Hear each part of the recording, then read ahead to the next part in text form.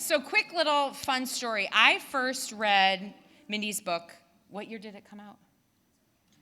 2016.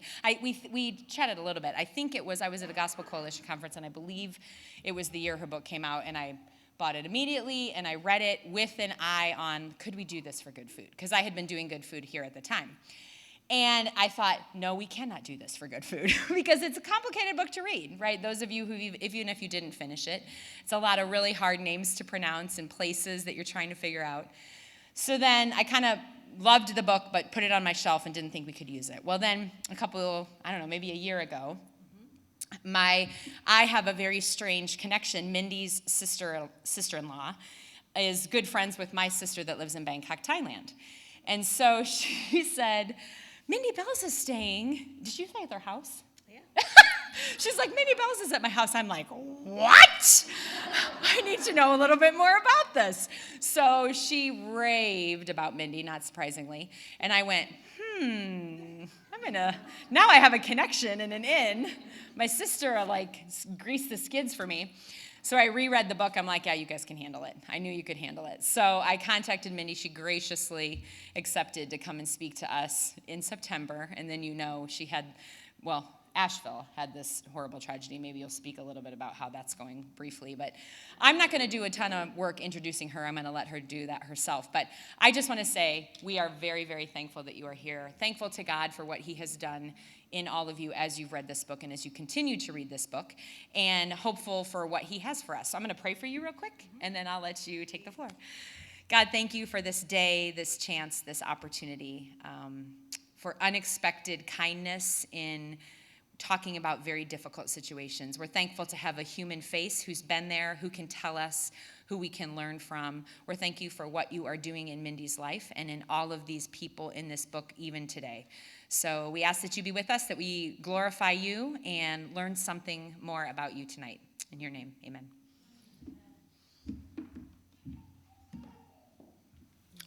Good evening.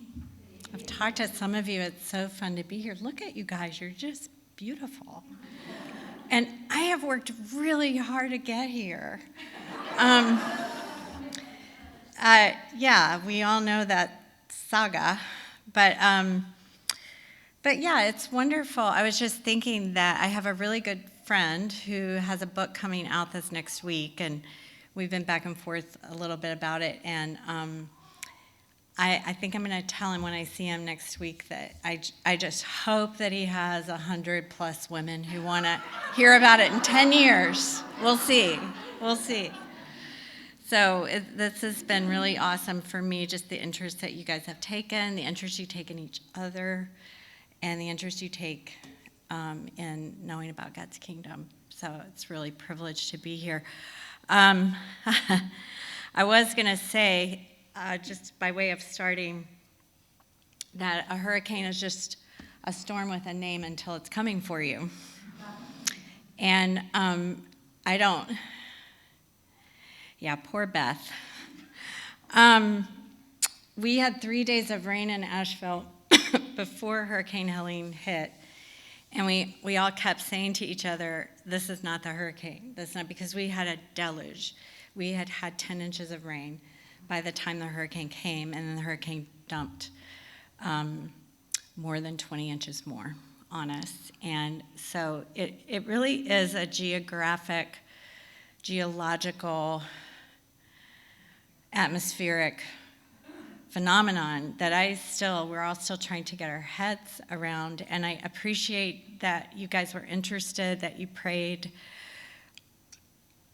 Yeah, it was just a lot. And I had this appointment and started trying the middle of that week with Delta Airlines to change my flight, and they wouldn't let it happen because the storm hadn't happened yet. And then once it had, I was getting on my bicycle. I did that twice because I could not get out of my neighborhood with my car.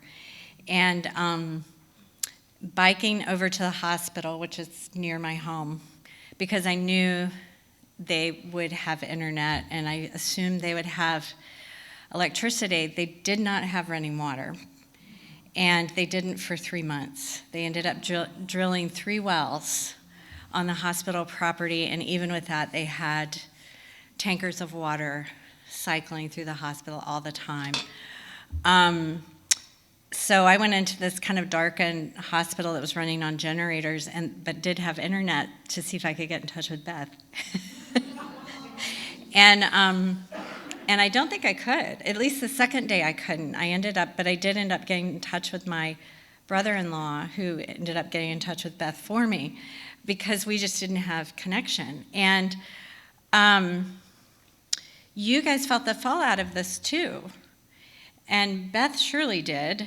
And lots of people did. And I had a friend come, just to kind of underscore this situation, I had a friend come who used to be the director of emergency services for the state of Wyoming, the state of Georgia, served multiple deployments as head of a medic team in Iraq, came to help me clear trees. I have 20 trees down on my property, and some of them are huge, and they're going to be there for a little while.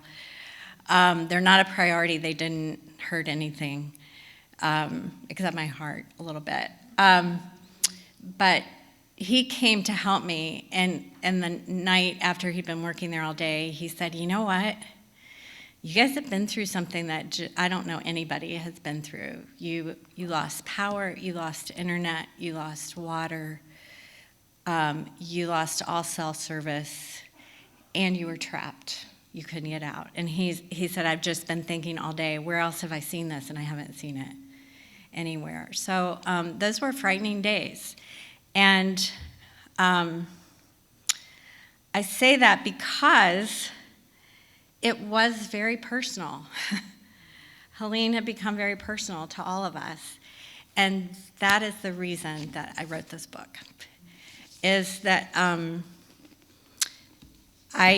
when something is out of your control, coming for your home, coming for your family, and you know or begin to see that you can't do anything about it, and your routines are taken away, and you suffer, and you begin to feel a little bit less than human, and you worry, and you will change. And all of a sudden, these things become personal. And I went to Iraq to cover a war. And I discovered that Iraq is not a war. Iraq is people. And Ukraine is not a war. And Gaza is not a war. And Israel is not a war. They are people. And I wrote this book because what happened was, when I got to Iraq, was that I started meeting people. And I realized at a couple of different points what a privilege that was. I would go, in the early years, I would go into the green zone that was in the middle of Baghdad just a few times because I didn't really want to be there. And I had met a guy who was working for the State Department there, and I would check in with him, and he would check in with me. And I told him about the potholed roads that were all potholed because of the bombs that we had dropped. And I said, if, there's sewage bubbling up out of the street, and I said, if the U.S. Army fixed that, think about how many friends you'd make. And he just kind of looked at me puzzled, and he said, "You mean they have a sewage system?" And I said, "Yeah, they have a sewage system. This is an industrialized country." And I started describing just the streets that I'd been on. And he said, "Well, we don't get out." And so it was not personal. So you can be close, and it can still not be personal. But those were the things that I was beginning to learn as I went. And when I met the people, they became friends. Some of them became infectious friends, like in Safsafu. If you read the book, they became loyal friends who were looking out for me. They became the kinds of friends who picked you up at 3:30 in the morning from the airport, those kind of friends. And the war in the United States was just becoming this endless political football, and we never could get it right. And it was constantly being thrown around during presidential campaigns. And there were lives at stake, and I knew those lives. And that's what happens to all of us when tragedy comes very close, which it will for all of us, And we see that life is personal everywhere, all the time. It's a way to see our neighbors, a way to see our city, and a way to see our world, and a way to build empathy. And it also is the way of Jesus, isn't it? And so as I was thinking about all of this and thinking about just what we've all been through, been through COVID, been through these tumultuous election cycles and tumultuous political seasons and divisions that I know we're all feeling and that are hurtful. And the way of Jesus is to call his own by their names. I should read the verse instead of paraphrasing it. He calls his own sheep by name and leads them out, the Gospel of John tells us. A stranger they will not follow, but they will flee from him, for they do not know the voice of strangers. So to be known by your voice, to be known by your name, no offense, Helene, is the essence of being able to move into and understand in fresh ways. And what I wanted to do with this book was not to tell the story of the political wrangling or how many Sunnis killed how many Shias and how many Shias attacked how many Sunnis and how many times the Iraq government changed hands and who voted in the elections, but was to tell the story of the people who were going about their business. And to do that meant like living with families. It meant walking to the grocery store with a husband. Guess what? In that part of the world, the husband through the grocery store shopping. I'm there for it. But so I'm walking along, and why are you buying that? And how much did that cost? And why didn't you buy that? And I think your wife likes that cheese. And, just doing that kind of stuff. And I saw and learned so many things. I waited in gas lines alongside this family. And we weren't thinking about the gas. This is one of the richest oil countries in the world. And people were waiting for 6 and 8 hours to get a 2-liter soda bottle full of gas. And it makes you think differently about things. So just to summarize, because I don't assume you all read the book. And it's a good summary for me. But a couple of just things just so you know the gist of it, or the gist of it from my perspective. I traveled to Iraq for the first time in 2002. I talk about that in the book. And it was just a few months after 9/11. I crossed the Tigris River, pretty dramatic, walked up a little path, and there was a hut on the Syrian side of the border, and I had to have a number that was issued to me by the Syrian Security Intelligence Service, and I had to have that number with me, so I wrote it on my hand. And then the guy opens up this very wet, crumply notebook for me to write my name down and the number in order to get in a boat and go across. What that did was it meant that I didn't have to register with the government, which I had to do if I flew into Iraq at that time. Saddam Hussein was still in power. He notoriously sent minders to follow around journalists, and I didn't have to do that. And so I immediately had an in. I was about the 3rd American journalist to show up in that part of Iraq at that time, and so people always remembered me. I had a woman who was like in her 20s come up to me about 10 years later and say, "I saw you when I was a little girl." And she wanted to tell me her story because she remembered that I was a journalist. So there's real beauty in doing that and being able to go that way. It was, I would describe it as the legally illegal way of getting in. And I had to have help. And that was also a really good thing. I had to have the help of Syrians. I had to have the help of the Kurds in northern Iraq at that time. And it's pretty ironic because, as we know, then Syria was like the shelter, the safe place from which to launch out into the great unknown in Iraq. And there would come a time when Iraq had become the safe place where I would go to launch out into the great unknown of the Syrian war, which I did up through 2019. And I was moving at that time from the Middle East where Americans were welcome to the Middle East where they very much weren't. We were already talking about going to war. Saddam Hussein loved to make America out to be the enemy.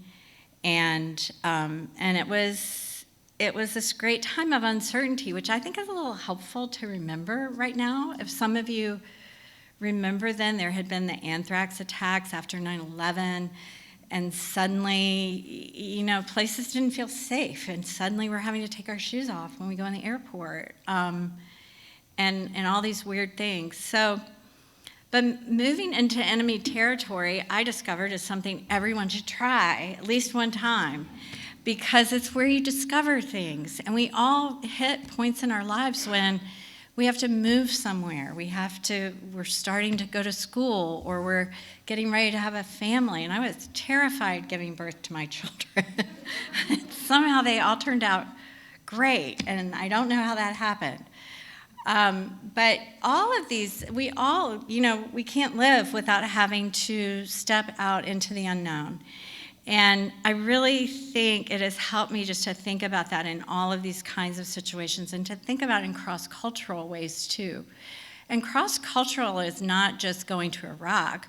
Cross-cultural for me could be like talking to the firemen who are suddenly in my neighborhood all the time, because I don't understand their world. I didn't understand how in the world do you have the strength to unscrew that thing and put the hose on it, and what are all those dials?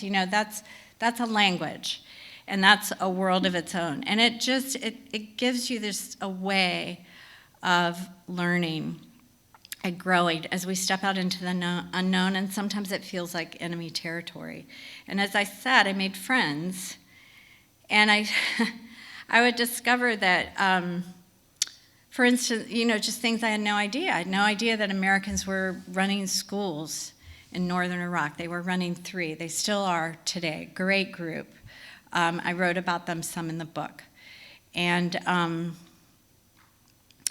I learned that Iraqis are widely known in the Middle East for their sense of humor, and with reason. And so that in the worst situations, I talk about a point in the book where the really dark time in this particular part of Iraq, and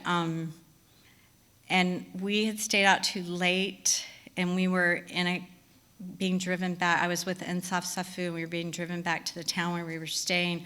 I was a little bit nervous. She wasn't at all nervous.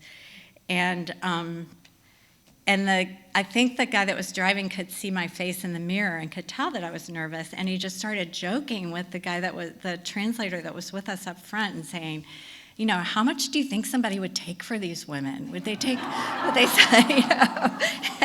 I say that we get 1,000,000 dinars or whatever for it, and they just kept going on and on and on. And that is Iraqi humor, and it's a beautiful thing, and I wouldn't have known it. And I went back. I didn't think I would be going back and back and back and back, but I went back simply because I did not know Insaf.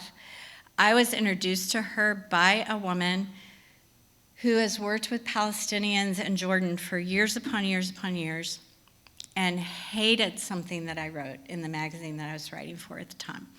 And she wrote me a really smart, really angry letter, and I thought, she knows a lot more about this than I do. I need to get in touch with her. And we had a great conversation, and we became dear friends. And she called me one day and said, I have a proposal for you. I have an Iraqi friend who is going back to Iraq after being forced out 9 years ago, and I wish that you would go back with her. And that was how the relationship with Insaf began. And it was a beautiful thing. I mean, I have to remind people that in 2003 there was no Facebook, no social media. I think we were still using sat phones over there. And so Insaf had been forced to leave very suddenly, had not seen her grandmother, her sister, and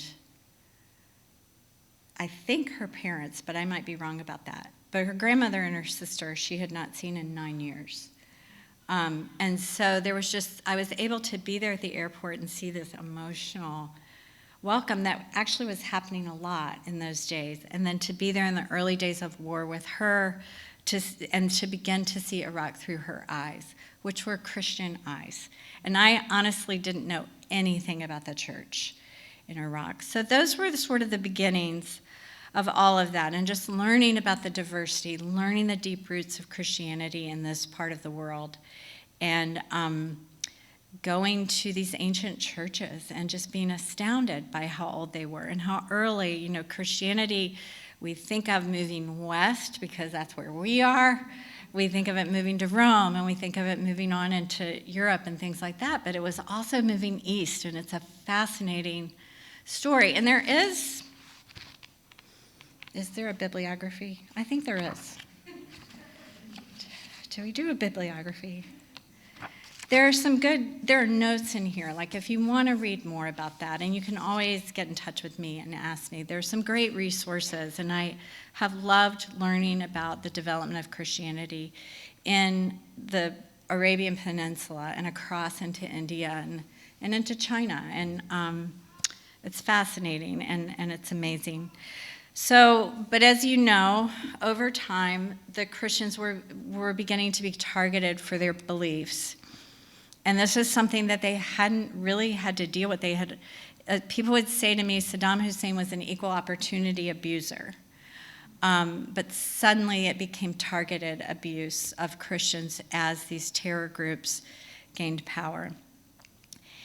And all of it was leading to a greater calamity, and one that became headline news and sent our troops back fighting in Iraq around the time that ISIS took over a third of the country, and that was in 2014. It emptied a city of 2 million people. It burned churches. It enslaved Christian and Yazidi women. And I can tell you that there is a young girl. She is Syrian, but she is from a Christian family who was enslaved during that time and still is, and is known to be alive. And someone did recently write a little bit about her. I had for a long time, I interviewed her parents. Her parents were deathly afraid of anything being said because they were trying to go through back channels to get her released. But she has been in ISIS captivity since 2015. And now that Syria is, we could go on and on, but now that Syria is in another sort of state of chaos and we don't really know what this leadership is actually going to look like, I want to be hopeful, but their pedigree doesn't look so great on paper, and so we'll see. But these camps, and I did see that because of the camp where she is full of families of terrorists, of Islamic State members. And because of the executive orders that we have passed, there was a security company doing the security for that camp that has now lost their contract. It was a U.S.-funded contract. We don't have any troops there, but we have been part of the funding for the contractors there, protecting, and essentially in a way protecting us and our troops that are over there from these people, because some of them are real terrorists that are in this camp. And now that security is gone, I understand, and I don't know what's going to happen. So these things keep doing. We don't know what is going to be next. I kept going back partly because these things kept happening. And I was beginning to think of my reporting trips not so much as tests of endurance, but almost I was looking forward to it. It was like, and I would describe it to people as finding water in the desert. And it was always recognizing how much people in Iraq were giving up and how much they were holding on to and what they were holding on to.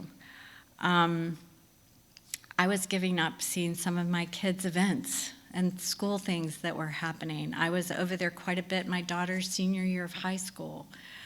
And we would, my husband and I would always talk about that before I would go, and he was a great encourager who would always say, I think it's worth it. I think it's worth it. I think you should go. So we were counting the cost, but I was so aware when I got there of that there were these terrible situations we were always hearing about, but I was going to hear laughter.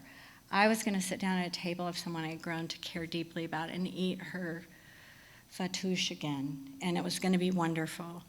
And I still feel that way. I haven't been back since 2019 because of COVID and then other things. But I do still feel close. I keep in touch with Ensof. She's over there right now. She goes back and forth between her home in Canada and over there. And her daughter, who grew up in Canada, has married an Iraqi pastor, and they're pastoring just a beautiful church in northern Iraq. They just built a new building, and when I saw pictures of it, I couldn't believe it. It's not this nice, but it's close. And it is a thriving church. And there was, the last few times I was there would be just a row of Muslim women sitting on the front row, still wearing their head coverings and occasionally with their husbands. And there's been just dramatic inroads that we don't hear about into, a couple of Muslims have said things to me like, Islam has been nothing but death to me. Islam has been nothing but harm to me. So they're very open, and these are things, again, that are beneath the headlines and that, but that are real and happening nonetheless. But the point I wanted to come to is this, and I do want to stop so that you guys have some time for questions. Please be thinking of some questions. I had done all of these trips over there, but it wasn't until I was actually writing the book that I realized I was witnessing something else that it just had not fully hit me. It came to me then that the Christians were letting go as they faced all of these challenges, and they were being forced from their homes. They were being challenged to convert to Islam. That they were letting go of everything they held dear in order to hold on to the one thing. And the one thing that was their faith.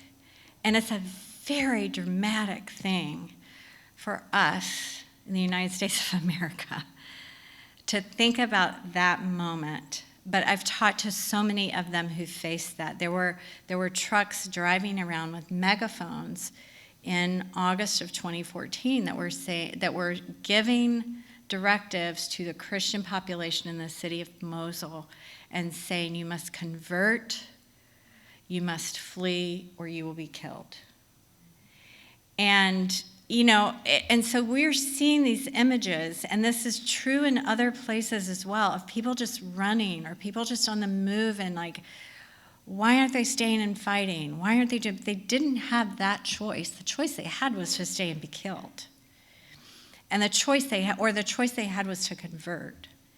And they fled because they wanted to hold on to the one. I mean, they were leaving everything behind. Some of them were leaving ancient manuscripts and churches that had been there for hundreds and thousands of years. They were leaving everything behind in order to maintain a witness for Christ. And that is just, even as I've thought about it, thank you guys for giving me this opportunity to reread my book. But as I thought, it still is the thing that arrests me. It still is the thing that really just grips me, that was actually what was happening. And that as a result, and these things they never end like the movies. It's messy. Many of them suffered horribly in refugee camps and displaced camps. There are 1 million people still displaced in Iraq, and some of them are in the same camps that were created in 2014 and 2015. And I know people who are still, there's still refugee camps of Syrians and Iraqis in Turkey. And I also know people who've immigrated, who've managed to gain refugee status. They have been allowed into Canada or Australia. We've taken in very, very few from the Middle East, but some have come, and it's the cultural assimilation is just too hard, and they long to go back, They miss the strong sense of community and hospitality that is there, that just doesn't exist in quite the same way in our culture. So it's messy, but at the same time, I mean, I think about my friends building this new church. They fled these areas in order to maintain a witness, and the witness continues. And it may not look the same, and it has come at great cost, but the witness does continue. And so I think, I guess a couple of things just to maybe put a fine point on it. I think that there's a lot here about how we move toward one another and how we move toward people in our own communities, and whatever our communities are, who we find challenging or who find us challenging. And I think that there are ways to appreciate the diversity. And I was going to read you just a little tiny section from this to end our time. Ways to appreciate the diversity in our own communities, and how people who think differently than us can actually sharpen and enliven us. Because I think that is, I'm a different person for having spent so much time with Iraqis whose language I didn't speak. How in the world does that happen? And that there are ways that we can live our lives with our neighbors and in our churches that are not disembodied but are personal. Bishop Audo from Syria, he actually was originally from Iraq, but he became the Archbishop Syriac, I'm going to get it wrong, one of the Syriac Orthodox denominations. He's the Archbishop. And I lost your place, but I remember the page number. I had to borrow a book. And Bishop Audo, I was looking, when I wrote this book, he was when I met him in 2008, he was 62 years old. We spent a couple of really beautiful days together in Aleppo before Aleppo was virtually destroyed. And during the war and during the worst siege of Aleppo, I would call him, and he did not have a cell phone, he had a landline, and it would cut off. One night I counted, it cut off 8 times while we were talking, and I just kept calling him. But we would talk, and then I saw him again, and and there were 3 other people, clerics, that I interviewed at that same time, an Orthodox bishop and another one. The other 2 were kidnapped and disappeared and never have been seen again. I saw a news clip from Syria and Aleppo recently, and the poster of one of them is still up on a traffic light. Bishop Audo is still there. And he has been he's a very learned man. He translated the New Testament into Arabic decades ago, a beautiful translation that's one of the most widely used translations. He's just an amazing person, and he's an amazing embodiment of how personal it is and of how presence and witness, how important it is. And so I wrote this. In Syria, the white-haired Bishop Antoine Audo continued to organize relief for the needy and homeless, which had come to mean nearly everyone. The Christian population of Aleppo had fallen from 400,000 people to about 60,000. Aleppo is starving, he warned in 2015, observing from his window that the former shopkeepers and businessmen of the city run endlessly with bags in their hands, trying to find a bit of bread. Bishop Audo maintained his determined outlook. The anarchy of the war allows you to perceive in even stronger terms the greatness of human dignity, just when it seems so humiliated. He said, Aleppo had become a kind of hell, but when I asked the bishop whether he would stay in Syria, he replied without hesitation, of course, it's my country, the place I live, and I have to give a testimony. I respect everyone who chooses to leave, but I will continue. And then I said, I I tried to fathom the depths of Christian solidarity watching these believers find water in this desert. The Christians took both earthly and unearthly provisions into the hardest and saddest and sometimes insanely dangerous places.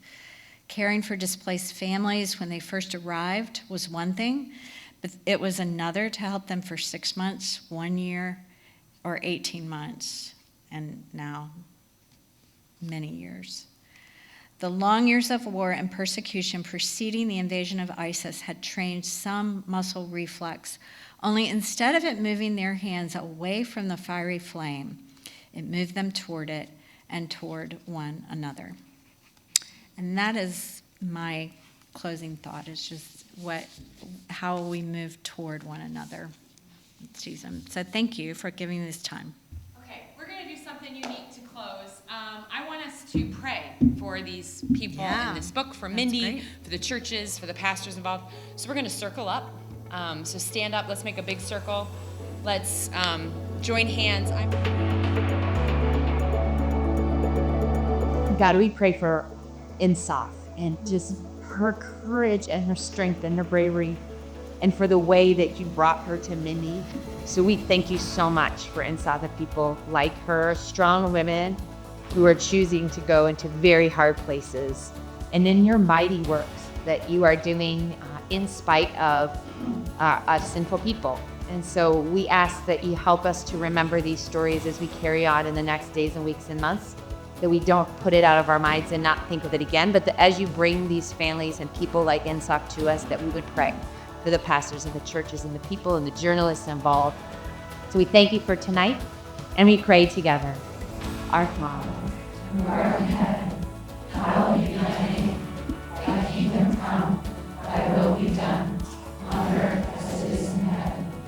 Give us this day our daily bread, and forgive us our trespasses, as we forgive those who trespass against us. And lead us not into temptation, but deliver us from evil. For thine is the kingdom, and the power, and the glory forever.